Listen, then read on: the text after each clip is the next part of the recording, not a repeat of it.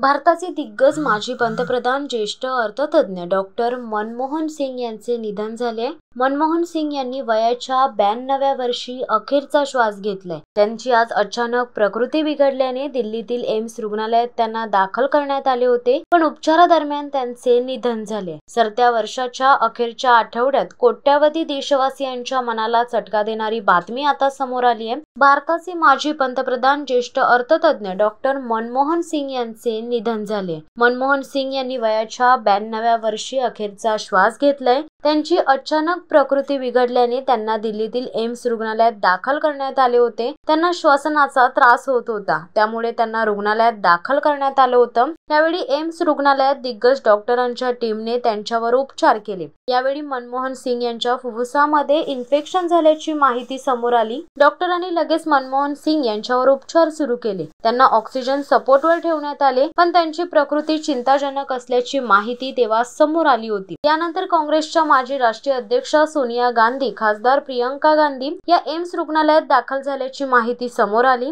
यानंतर आता मनमोहन सिंग यांचं निधन झाल्याची दुर्दैवी बातमी समोर आली आहे। मनमोहन सिंग यांचा जन्म 26 सप्टेंबर 1932 रोजी पंजाबच्या गाह, सध्याच्या पाकिस्तानातील पंजाब येथे झाला होता। ते देशाचे 14वे पंतप्रधान होते। मनमोहन सिंग हे अर्थशास्त्रात उच्च शिक्षित आहेत। त्यांनी पंजाब विद्यापीठ, केम्ब्रिज विद्यापीठ आणि ऑक्सफोर्ड विद्यापीठ सारख्या नामांकित विद्यापीठांमधून शिक्षण घेतलं आहे। त्यांनी 1957 ते 1965 या काळात पंजाब विद्यापीठात प्राध्यापक म्हणून काम केलं होतं।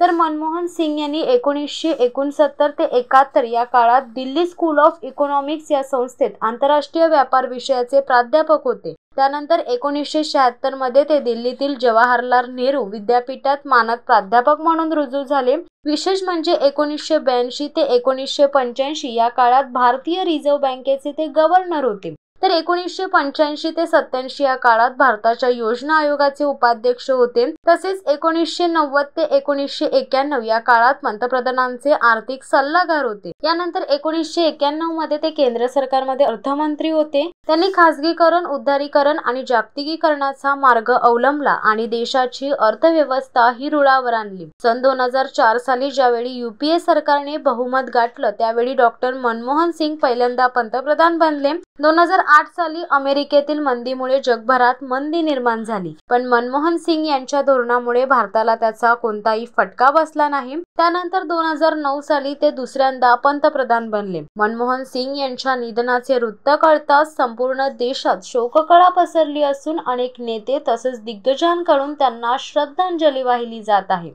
शिवसत्ता टाइम्स न्यूज ब्युरो, दिल्ली। दे धडक बेधडक वृत्त देणाऱ्या आपल्या शिवसत्ता टाइम्स न्यूज चॅनलला लाल बटन दाबून सबस्क्राईब करा आणि बेल आयकॉनला क्लिक करायला विसरू नका।